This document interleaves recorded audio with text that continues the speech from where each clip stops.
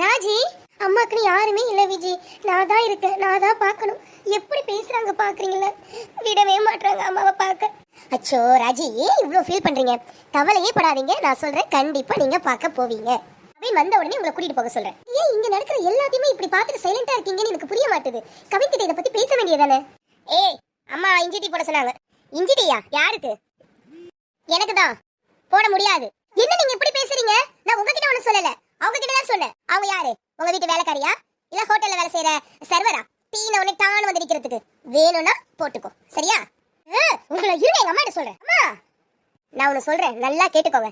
அமைதியா இருக்க வேண்டியதுதான். உங்க அளவுக்குலாம் அமைதியா இருந்தா கண்டிப்பா இந்த வீட்டுல நீங்க பிழைக்க முடியாது. நீங்க கொஞ்சமாவது பேச ஸ்டார்ட் பண்ணா மட்டும்தான் இந்த வீட்டுல இருக்க முடியும். நான் வந்து பல தடவை சொல்லிட்டேன், நான் வரது இங்க வாரத்துக்கு ஒருக்கா தான் இந்த வீட்டுக்கு வரேன். என்னால எவ்வளவு சப்போர்ட் பண்ண முடியுதோ நான் பண்ணுவேன். திரும்ப நெக்ஸ்ட் டே நீங்க தான் உங்களோட இதை பாத்துக்கணும், பாத்துக்கோங்க.